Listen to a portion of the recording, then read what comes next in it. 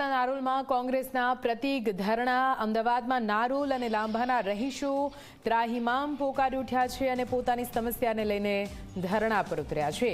લાંબા સમયથી ગટરના પ્રશ્નોનું નિરાકરણ નથી આવી રહ્યું। લાંભામાં પ્રાથમિક સુવિધા ન મળતા હોવાનો પણ આરોપ લગાવવામાં આવ્યો। લાંભામાં અનેક સ્થળે સ્ટ્રીટ લાઇટની સમસ્યા છે। અધિકારીઓ સાંભળતા ન હોવાનો સ્થાનિકો આક્ષેપ લગાવી રહ્યા છે।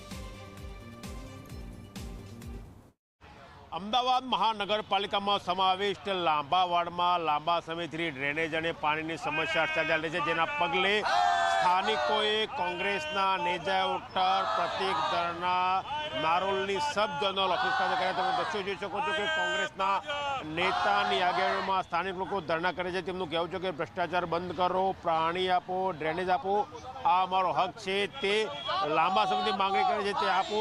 મોટી સંખ્યામાં લોકો તેમની સાથે જોડાયા છે। જે સ્થિતિ જે નરકાકાર જેવી ગટર ઉભરાવાને કારણે તેના બેનર પ્રદર્શિત કર્યા। કેટલાક લોકો જોડાયા છે, તેમની સાથે વાત કરીશું।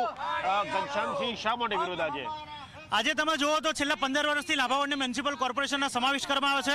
લાંભાવાડના ઘણા વિસ્તારો એવા છે જે છેલ્લા 40 વર્ષથી મ્યુનિસિપલ કોર્પોરેશનના આવે છે।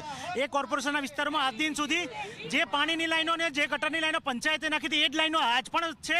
કોર્પોરેશને કંઈ જ પણ કર્યું નથી। માત્ર લાંભાવાડની જનતા પાસે ટેક્સ ઉઘરાવવાનું કામ કરે છે અને એ રૂપિયા ક્યાં વાપરે છે એ તો માત્ર મ્યુનિસિપલ કોર્પોરેશનને જ ખબર છે।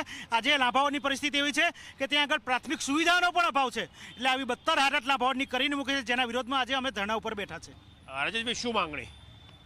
અમદાવાદ મ્યુનિસિપલ કોર્પોરેશન પાસે અવારનવાર આવેદનપત્ર આપ્યા, લોકોની પીડા, લોકોની સમસ્યા રજૂઆત કરી કે વિસ્તારમાં પીવાનું પાણી નથી મળતું। આખા ગુજરાતમાં, આખા ભારતમાં તમે નળ સે જલની વાત કરો છો અને અમદાવાદ મેટ્રો સિટી જેને મેગા સિટી કહો છો, આખા ભારતની અંદર તમે ગુજરાત મોડલ બતાવો છો। ગુજરાત મોડલનું લાંબા વોર્ડ, અમદાવાદ સિટીનું લાંબા વોર્ડમાં પીવાનું પાણી નથી આપી શકતા। ડ્રેનેજની સમસ્યાઓ છે અને એવું નથી કે પહેલી વાર અમે રજૂઆત કરી રહ્યા છે। આના માટે અગાઉ અવારનવાર રજૂઆત કરી ચૂક્યા છીએ।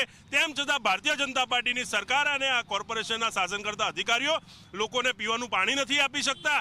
ગટર ડ્રેનેજની સમસ્યા છે અને અડધા વિસ્તારોમાં તો ડ્રેનેજના નેટવર્ક પણ નથી। એટલે આજે અમે એક દિવસના પ્રતિક ઉપવાસ ઉપર બેઠા છીએ અને અમારી બહુ સ્પષ્ટ માંગણી છે કે આ વિસ્તારમાં પીવાનું શુદ્ધ પાણી મળે, આ વિસ્તારમાં ગટરની સમસ્યાઓનું સમાધાન થાય અને કોર્પોરેશનને લાગતી જે બેઝિક સુવિધાઓ છે એ તમામ સુવિધાઓ નાગરિકોને મળે।